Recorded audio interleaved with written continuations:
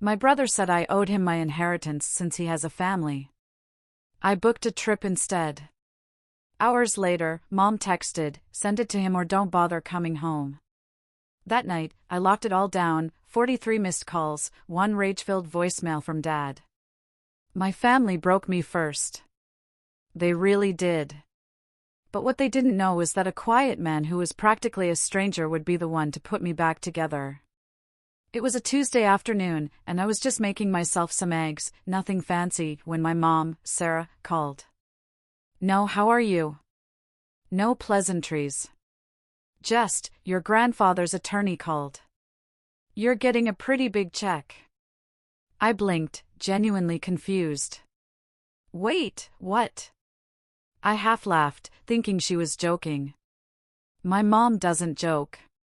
"He left you the house," she said, her voice dripping with resentment, "and the investment account. Noah's only getting the boat." That was it. That was the start. I could almost hear the storm clouds forming through the silence on the other end. She didn't congratulate me.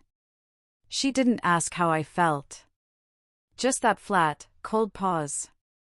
Then she dropped it. "You know your brother could use that money more than you.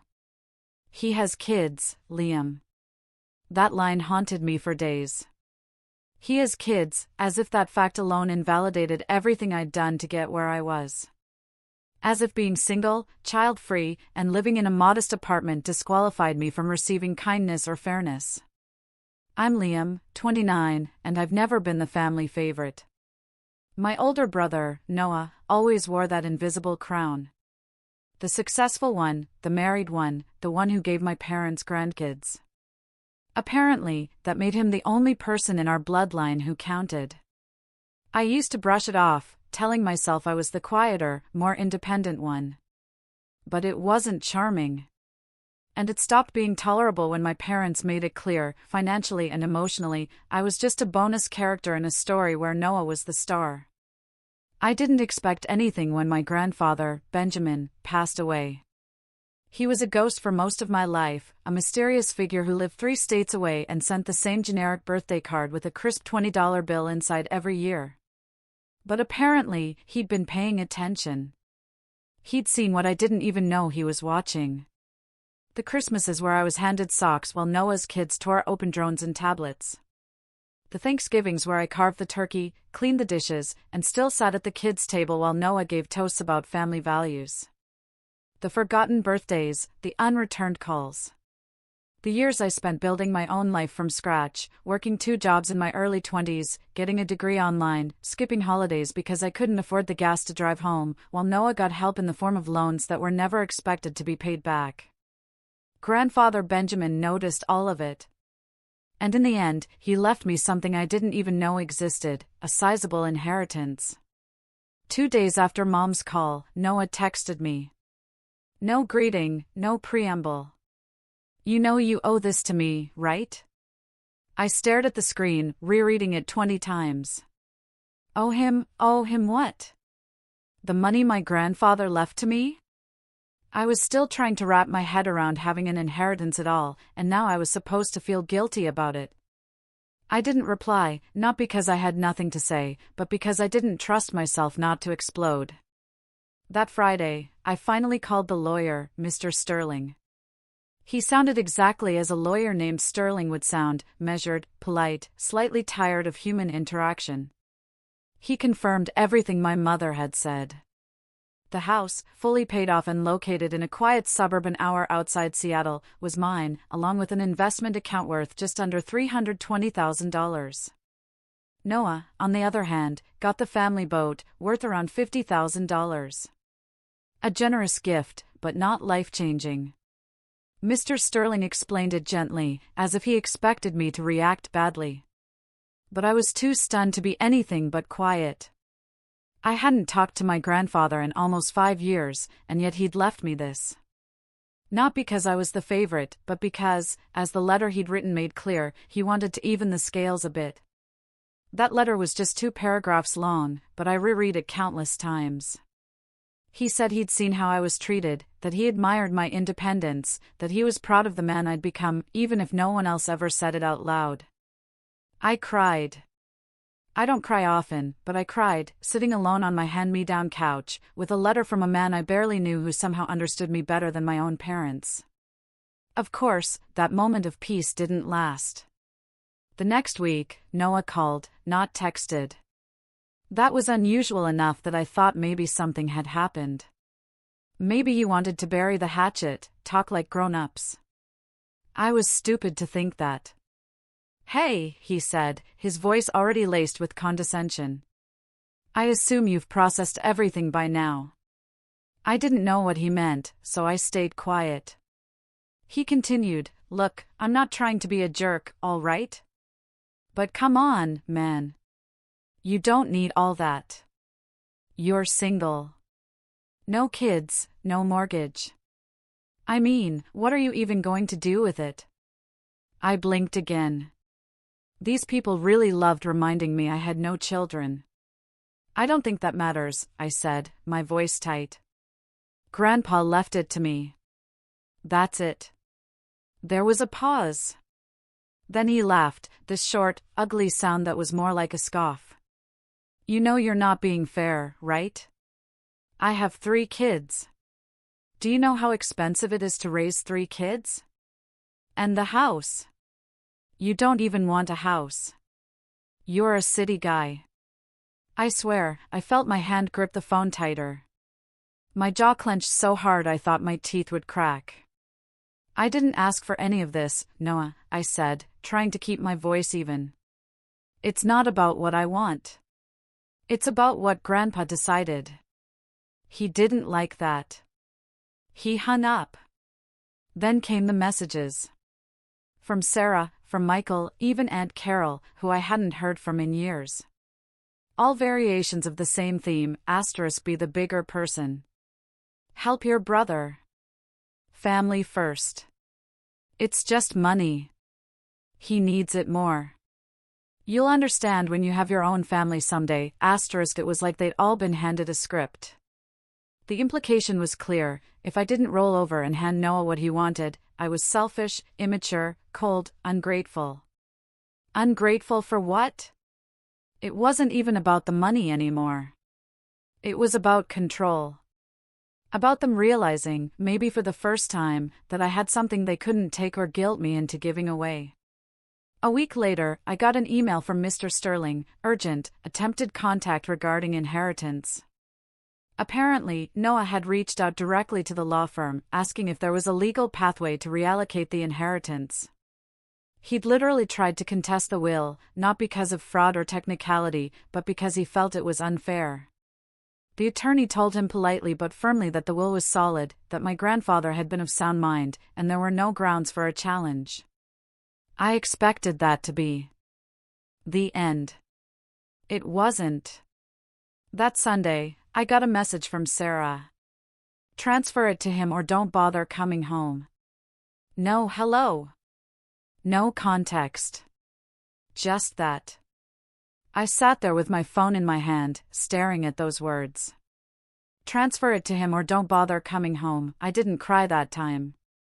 I smiled. And that was the moment I knew something had changed. That night, I didn't call anyone. I didn't argue. I didn't send a dramatic response. I booked a flight. I changed my passwords. I locked down my accounts. I updated the security system on the house, my house now. I sent a single email to Mr. Sterling, authorizing him to handle all future communication through him, and told him I wanted to discuss next steps for securing the property. Then I went to bed, phone on silent. When I woke up, 43 missed calls, 1 rage-fueled voicemail from Michael. And that was just the beginning. It started small, as these things always do. Little digs, passive-aggressive comments. I had foolishly assumed that going low contact after the transfer it to him message would buy me peace. Instead, it seemed to provoke something worse, like I'd broken some unspoken rule of the family hierarchy, and now they were all lining up to put me back in my place. I didn't go home for Easter. Not a big deal, right? I'd never really been a fan of big family holidays anyway. But in the days leading up to it, the messages started again. From Sarah, *, you could at least make an appearance. Noah's kids want to see their uncle, * from Michael, *, it's not about you, Liam. It's about family. Stop acting like a victim, * from Noah. Of course, enjoy spending grandpa's money alone, so I ignored them, made myself a quiet dinner, watched a movie, tried to enjoy the silence. Then the photos started rolling in on Facebook. The whole family in their pastel best. Noah's kids holding giant plastic eggs. My parents beaming in the background. And then, because the universe couldn't resist a good jab, Sarah posted a photo captioned, "So grateful for family. All of our blessings in one room." Oh, I didn't even like Facebook. I rarely checked it. But that night, I checked it 3 times. Not because I missed them, but because I needed the reminder. I needed to remember how quickly they erased me when I stopped serving their narrative. A week after Easter, I got an email from a real estate agent about the house, my grandfather's house, asking if I was still planning to list it. I hadn't even contacted a realtor yet. Confused, I called the agency. The woman on the phone was chipper, polite, but clearly puzzled. "Oh, I spoke to a Mr. Noah last week. He said he was representing you as family and wanted to get the ball rolling." I almost dropped the phone. I clarified that no, I had not authorized anyone to represent me or sell the house. She apologized profusely and said she'd make a note, but the damage was done. He had tried to sell my house. Not quietly, either. According to the agent, he'd already taken photos, interior photos. That was the part that made my blood run cold, because I hadn't given him a key. So how the hell did he get in? I drove out to the property the next day. It was a quiet Wednesday morning, and I made the hour-long trip with a pit in my stomach. The neighborhood was peaceful as ever, manicured lawns, retirees walking small dogs, mailboxes with flags politely raised. But when I pulled into the driveway, I immediately saw it. The lockbox. A chunky black realtor lockbox hanging from the doorknob. He'd changed the damn locks. I stood there for a full minute, just staring. My own house. My inheritance. The only thing that had ever been mine. And he had waltzed in and claimed it like it was nothing. Rage doesn't come in a flash like movies show. Not always. Sometimes it comes in waves, slow, creeping, unrelenting. I didn't scream. I didn't punch anything. I just pulled out my phone and took pictures of the lockbox, the exterior, the mailbox with my name on it. I walked the perimeter and filmed a slow video. Then I drove straight to the police station. It was the first time I said it out loud to someone official. "I think my brother broke into my house." The officer was surprisingly sympathetic.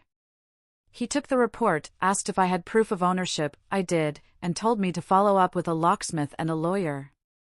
That evening, I had the locks changed again, this time with a security system installed, cameras, motion alerts, a smart doorbell. I didn't tell anyone. I didn't want them to know what I was planning. I just wanted to watch. Sure enough, 3 nights later, the motion sensor went off. I was at my apartment, but my phone lit up with the alert. Front door activity detected. I opened the app, and there he was, Noah, standing on the porch in a hoodie, fumbling with the lockbox that was no longer there. He looked confused, angry. He rattled the doorknob, and then he looked straight at the camera. He saw the light, realized what it was. He didn't say anything, but I could see it in his face. He knew. I never called him, never mentioned it, but the silence that followed was thick with something unspoken. A week later, I got a certified letter in the mail. My parents had hired a lawyer. The letter was a request, polite, legally worded, but clear. They wanted me to consider relinquishing partial rights to the estate in favor of Noah. It framed it as a gesture of goodwill, said it was in the interest of family harmony. My father, Michael, had signed it. Not Sarah, not Noah, my father. The same man who once told me, "You've got to earn your way in this world, Liam." Now he wanted me to give away what I'd earned through grief, through estrangement, through silent, painful years of being the one no one fought for. I didn't respond. Instead, I went back to the house, sat in my grandfather's old recliner, the one they hadn't gotten around to selling or donating yet. I sat there and just existed. Looked around at the dusty shelves, the old lamp with the crooked shade, the faint smell of leather and time. That's when I saw the photo, tucked behind a stack of old Reader's Digests on the bottom shelf of the bookshelf near the fireplace, a framed picture of me and Grandpa Benjamin. I didn't remember it being taken. I must have been 19 or 20. We were sitting outside somewhere, maybe his porch, and I had this awkward grin. He looked proud. Tired, but proud. That photo broke me more than any betrayal because it made it real. He'd seen me when no one else did. I left the picture there like a totem. The next day, I got another text from Noah, "You're being ridiculous. You know this isn't over, right?" I didn't answer. 2 days after that, Aunt Carol called. The one who never calls. She sounded out of breath, like she was pacing. "I'm staying out of it," she started, "but you should know your parents are planning to go public about this." I blinked. Go public, what does that even mean? "They're telling everyone," she said, "the cousins, the neighbors, church, that you're withholding money from Noah, that Grandpa's will was manipulated." I laughed. I couldn't help it. It wasn't funny, but it was absurd. Manipulated? I hadn't even spoken to the man in 5 years. If anything, I'd assumed Noah would get everything. But that was the play. That was always the play. If they couldn't shame me privately, they'd shame me publicly. Sure enough, the next Sunday, the Facebook posts started again. "Sarah, some people forget that family is a responsibility, not a competition. Michael, sad to see what greed does to a man. Noah's wife, Olivia, * my babies don't deserve this. They just want their uncle back, *, and then, because nothing in this family happens in isolation, I got an email from my job's HR department. A concerned community member had sent an anonymous email claiming I was engaging in a legal dispute over contested assets and that it might affect my reliability. It was subtle, vague enough to be dismissed, but still, someone had tried to jeopardize my career. That's when I knew this wasn't about the inheritance. It wasn't even about the house. It was about power and punishment. They couldn't believe I'd stood up for myself, that I had something they couldn't touch. So now they were going to burn the earth around me until I crawled back. But I wasn't crawling back. I was done crawling. I didn't react the way they expected. That's the part that probably confused them the most. No angry replies. No long-winded explanations. No family group chat meltdown. I didn't show up at their door to defend myself. I didn't beg to be understood. I didn't even post my side of the story on Facebook, which in this family is practically considered silence under oath.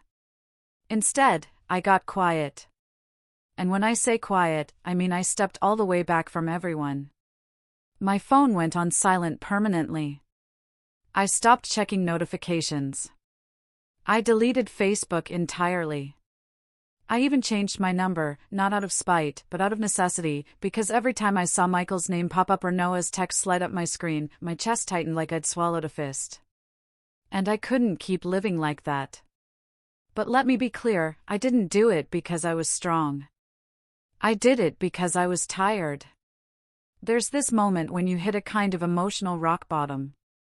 Not the loud kind, not the crying on the floor kind, but the still kind. Like sitting at the bottom of a drained swimming pool, looking up at the world above you, and realizing no one's coming down to get you. That was me, alone in a house full of someone else's furniture, eating microwave noodles at a plastic fold-out table because I hadn't had the time or energy to move real furniture in yet. That house, my inheritance, felt less like a gift and more like a battlefield. Every corner held some reminder of the war I didn't ask for. The guest bedroom Noah tried to list in the online home photos. The empty living room where they once hosted holidays without inviting me. Even the front porch, which I'd started calling the scene of the lockbox in my head. So, yeah, I stopped talking to them. But that didn't mean the noise stopped. Word traveled fast. My cousin Mark texted me one night, "Yo man, are you really suing your parents?" I wasn't. Not yet. But the rumor mill had upgraded me from selfish to legally hostile. And the backlash followed me like a bad smell. Suddenly, I was the reason the family group vacation didn't happen. I was the one who split the family apart. I was making things weird for Noah's kids at school. One of my old high school friends even messaged me saying Michael had approached his mom at church to pray for Liam's heart. I was being painted as the villain in a story they wrote without me. For a while, I let it get to me. There was a stretch of weeks where I barely got out of bed. I stopped replying to work emails. My boss, a good guy to his credit, called me and asked if I was okay. I lied and said I had the flu. He gave me the rest of the week off. I spent it watching documentaries and staring at the ceiling fan spin above my head. One night, I broke. It wasn't dramatic. I was brushing my teeth and caught my reflection in the mirror. Hair a mess. Hoodie stained with ramen broth. Eyes sunken and tired. And out loud, like an idiot, I whispered, "What if they're right? What if I am selfish? What if I should just give it to Noah? What if I was making too big a deal out of it? Wouldn't it be easier to just let go, hand it over, go back to being the quiet one who never made waves?" That thought sat with me all night. But something funny happened the next morning. I woke up. That's it. Just woke up, got out of bed, took a long shower, cleaned the kitchen, ordered a real table off Wayfair. Not because I had some motivational epiphany or watched a TikTok about healing, just because I realized the world wasn't going to stop spinning for me. No one was coming to save me. And if I didn't want to drown in their version of my life, I had to start building my own. So, I did. Slowly. The first thing I did was renovate the house. I didn't even plan to live in it long term, but I wanted to make it mine. To take back the narrative. I started with the kitchen, ripped up the cabinets myself, watched YouTube videos about tile work, painted until my hands cramped. It was messy and slow and completely out of my comfort zone, but it gave me something I hadn't had in months, a sense of control. Neighbors started noticing. One of them, Eleanor, late 60s, dog owner, excellent baker, brought me lemon bars and introduced herself. She'd known my grandfather. Said he used to wave from the porch every morning. We talked for 20 minutes. Nothing deep, just normal. The kind of conversation I hadn't had in too long. I didn't realize how much I missed being seen until I wasn't constantly ducking behind guilt. The house started to change, and so did I. At work, I found my footing again. Got involved in a new client project. Led a few calls. My boss noticed, gave me a raise, said I seemed different lately, in a good way. I smiled and thanked him.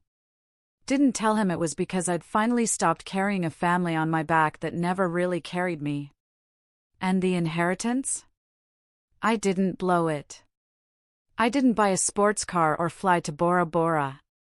I met with a financial advisor, a smart guy who explained things in a way that didn't make me feel like a child.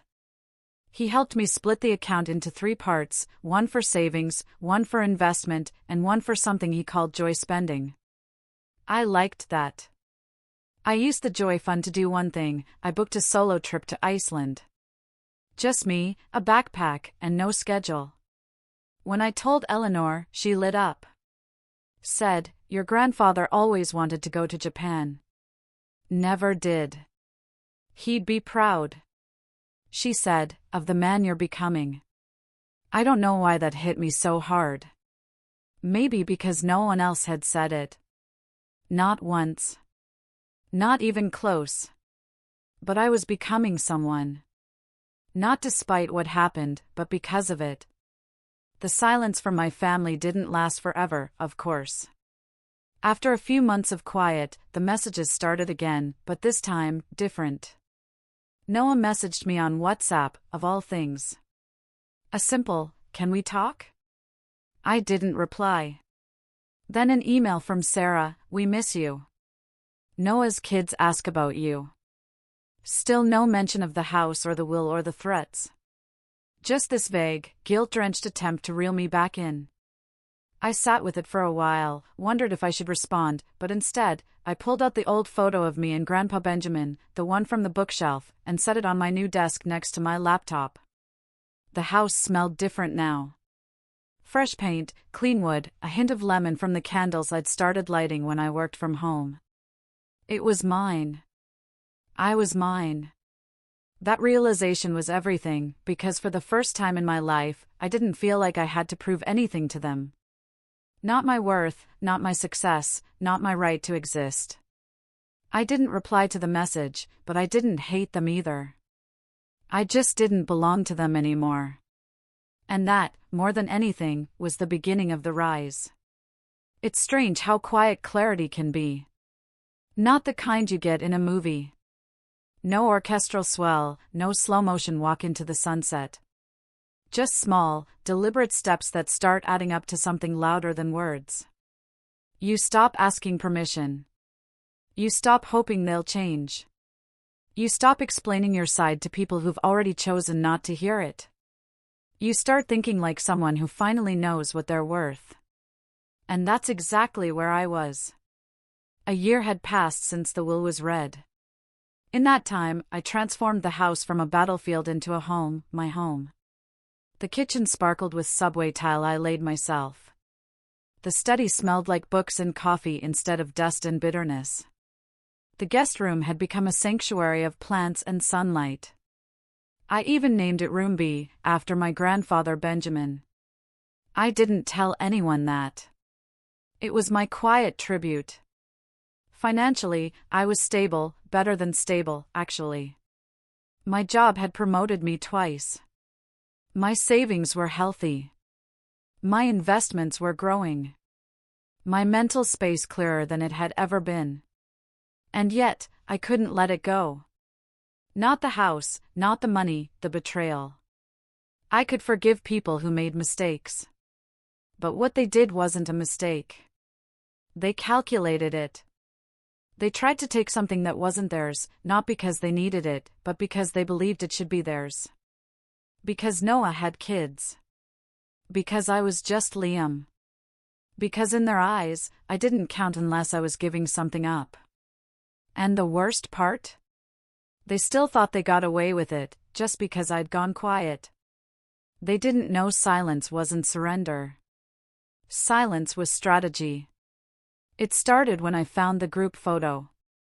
It was an old picture from 2 years before Grandpa passed. Thanksgiving. Everyone crammed into the backyard, pretending they weren't secretly irritated at each other. My parents in the center, Noah, arms around his wife Olivia and kids, and Carol and Uncle Bill on the left. And there I was, all the way on the far edge, barely visible behind a tree branch. I hadn't seen it in years, but something about it clicked now, because I remembered taking that photo. Literally. I'd used the timer, set up the tripod, and told everyone where to stand. Then I sprinted across the yard to get into the frame and got shoved to the edge so Noah could be in the middle. Typical. I stared at that picture for a long time, and I remembered something else. Noah had made a toast that day. Something smarmy about legacy and family sticking together. Everyone clapped like he was JFK reincarnated. I remembered the way he looked at me from across the table, already dismissing me, already planning to inherit the world by default. And it hit me. They believed legacy belonged to him. But I owned it now. And I knew just how to remind them. Step 1 was the house. I didn't want to just live in it. I wanted to turn it into something visible, something that shouted from the rooftop, this was never yours, so I hired an architect. Not just any architect, a former classmate of mine named Ethan, who'd started a design firm in the city. We weren't close in college, but we'd bumped into each other at a seminar last spring and exchanged info. I told him I wanted to restore the house, but keep the bones, modernize the interior, but preserve the soul. He was into it immediately. I love this style, he said, walking through the halls with a sketchpad. 1950s Americana, but it's got these subtle craftsman touches. We can really bring that forward. I nodded, watching him run his hand along the windowsills. I wanted it to feel like a place someone earned, not inherited. Earned. He didn't ask questions, just got to work, and I paid him up front. Nothing says freedom like writing a check without flinching. Step 2 was the paper trail. I started gathering every document I could get my hands on. The will, the property deed, the emails from Mr. Sterling, the police report from when Noah tried to break in, the screenshots of my family's social media posts, the messages from Noah, Sarah, Michael, and Carol.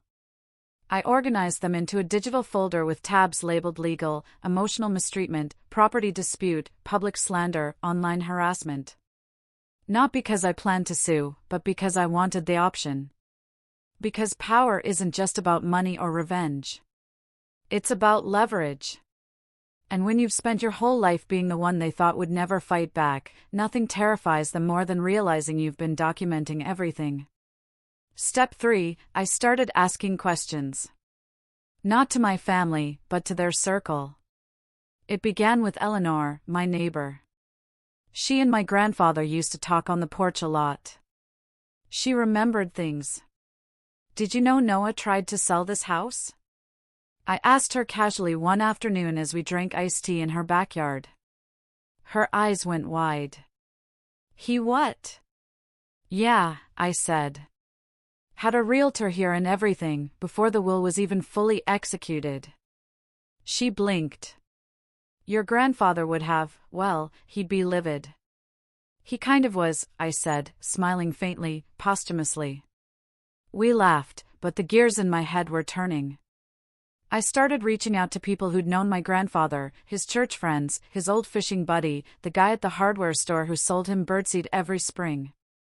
They all remembered me, some vaguely, some more fondly than I expected. One woman, Mrs. Harrison, an old friend of his from Sunday choir, told me something that chilled me.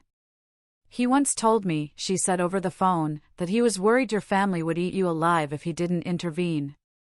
I swallowed hard. She continued, he said, Liam's good. Not loud, but good. And good men get steamrolled if no one steps in. That was the moment I knew. This wasn't just my fight. This was my responsibility to honor what he tried to protect. So, I started writing. It wasn't a revenge letter. It wasn't even for them. It was for me. I wrote down everything they'd ever said to make me feel smaller. Every time I was made to feel like a burden, every gift Noah got that I didn't, every chore I did while they watched TV, every family gathering where I was the afterthought, every moment I let them make me question if I was worth loving. And then I wrote down everything I'd done despite them. Got my degree, held down 2 jobs at once, paid off my debt, bought my first car, got promoted, traveled alone, rebuilt a house from the ground up. It was a long list, longer than I expected. And at the bottom, I wrote, I will no longer apologize for who I had to become to survive the people who refused to see me. I folded that list and tucked it into the drawer next to my bed.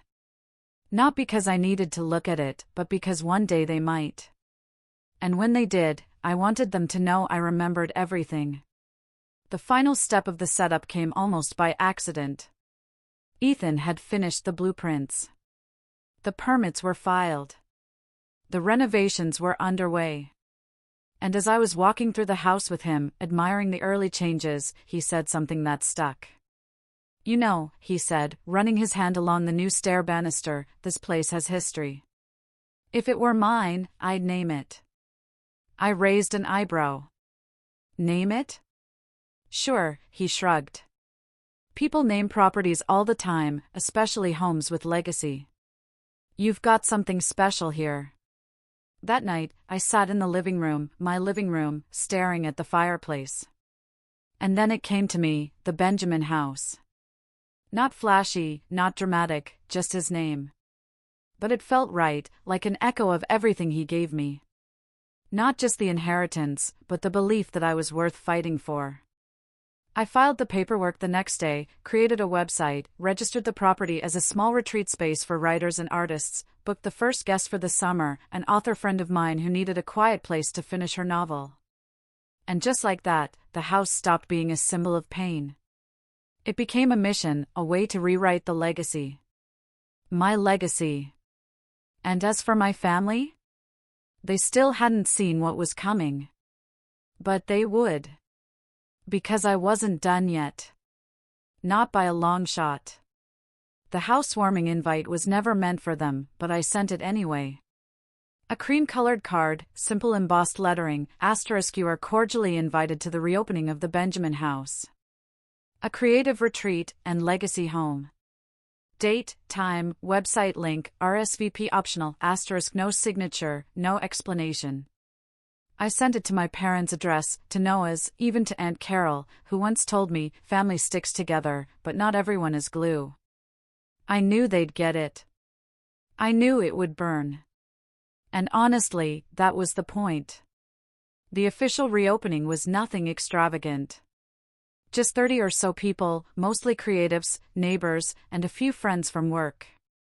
The house had been transformed. Open concept living space, clean Scandinavian lines mixed with warm heritage elements. The dining room still had Grandpa Benjamin's original table, but now it sat beneath a chandelier I found at a vintage shop. The back porch was rebuilt entirely, facing the woods with a wraparound railing and hanging string lights. It wasn't a palace. It was dignity. The new sign above the door read, The Benjamin House, established 1957/reclaimed 2025. It was subtle, but I knew it would strike exactly where I needed it to. Noah saw the website first. I know this because he messaged me the night before the opening. What the hell is this? You turned Grandpa's house into a business. I stared at his message, sipping a cup of tea, and finally wrote back, I turned it into something that gives back. You tried to sell it. He left me on read. Good. Because the revenge was never going to be explosive. No lawsuits, no screaming matches. I had something better, visibility. Every person they knew would see the announcement. The church friends, the neighbors, the old family friends who had grown quiet over the years but still watched Facebook like it was the evening news. I'd uploaded the full renovation process as a blog on the website, pictures, updates, even a short video walkthrough narrated by Ethan. In the opening credits, I had included a dedication, for Benjamin, who saw value where others only saw silence. It wasn't petty. It wasn't even aimed at them. But they took it that way. A few days after the launch, Sarah finally called. I didn't answer. She left a voicemail. Her voice was tight, controlled, like she was trying not to let anything spill over. Your father and I feel very disappointed by how you've handled this. There were ways to include the family, but you've made this whole thing about yourself. It's sad, Liam. Really sad. I saved the voicemail, listened to it once, then never again. Because I already knew how they operated. Any power I claimed was selfish. Any boundary I set was betrayal. Any success I built outside their system was a threat. But this time, they had no control. And that, more than anything, was the revenge. Not the money, not the property, not even the website or the retreat guests or the full booking calendar. The real revenge was this: they didn't matter anymore. And when people no longer have the power to hurt you, but know that they once did, that's the kind of silence that drives them mad. But I wasn't done. There was one more thing. I hired a videographer, a local filmmaker I met at a community arts event. I told her I wanted to create a short documentary, nothing huge, just a 10-minute piece for the website and YouTube channel. She asked what it was about. I told her the truth. It's about legacy, about reclaiming it, about what happens when someone quietly invests in the black sheep of the family and how that changes everything. She loved it. We filmed over the course of a week. She captured the renovations, the letters my grandfather wrote, the old family photos I found in storage, the stories from Eleanor and Mrs. Harrison. I narrated most of it. My voice shook during some parts, but I didn't edit those out. The final video was titled, "The House He Gave Me, A Quiet Inheritance." I uploaded it. Within 2 weeks, it hit 20,000 views. I didn't expect that. People started reaching out, strangers, saying how much it resonated, how they had similar families, how they were the invisible ones too. One guy said he cried watching it. A woman emailed me saying it inspired her to go back to school at 42. Another wanted to visit the house, said she hadn't written poetry in a decade, but watching that video made her pick up a pen again. I kept every message, not because I needed validation, but because they were proof that I wasn't alone. Then came the fallout. It started when Michael's coworker, Uncle Bill, apparently saw the video. I found out through my cousin Mark, who texted, "Uncle Bill is losing it. Says someone at his office shared your video during lunch. He's mad you're airing private family history online." That made me smile, because that was the fear, wasn't it? Not that I was lying, but that I was telling the truth, and that people believed me. Aunt Carol unfriended me on every platform. Sarah posted a long-winded status about narcissists who rewrite history. My brother, radio silence, until one night I got a letter, a real letter, handwritten from Noah. It was 2 pages long. The first half was anger disguised as diplomacy. He said I misrepresented him, that he never meant to take anything from me, that he was just trying to protect the family legacy. And then near the end, the tone changed. It got quiet. He wrote, "I don't know why Grandpa chose you. I don't think I'll ever understand it. But it's clear now that he saw something in you the rest of us didn't. Maybe we were too busy looking in mirrors." That line stuck with me. It was the closest thing to an apology I would ever get. But I didn't write back. I didn't need to, because forgiveness is not the same as access. They could heal on their own time, but they wouldn't do it in my house. The Benjamin House opened officially for its first full retreat in May. For writers, 2 painters, and 1 digital artist stayed for 10 days. I cooked for them on weekends. We had porch talks, lit bonfires, shared stories about healing, creation, and what it means to start over. One night, a writer from Colorado told me, "This place feels like it was built by someone who knows what it's like to not be heard." I smiled. "I do." She nodded. "Well, you're heard now." And I was. By people who mattered. By people who saw me. Not as a wallet. Not as a scapegoat. Not as a failure. But as someone who rebuilt a broken legacy into something worth passing on. That fall, I planted a tree in the backyard. A sugar maple. Grandpa Benjamin loved those. I stood there after the digging was done, hands muddy, sun setting, and I said out loud for the first time, "Thank you for choosing me." The wind rustled the branches. And I swear for a second, it felt like an answer. Because in the end, this wasn't about revenge anymore. It was about restoration, about becoming the man they tried to erase and doing it without asking for permission. I never told my family the full truth about what I was building, but I think they figured it out eventually, because legacy isn't what you inherit, it's what you do with it. And I had finally done something that no one in my family had the courage to do. I chose to begin again, quietly, steadily, permanently. What would you have done if your family tried to erase you?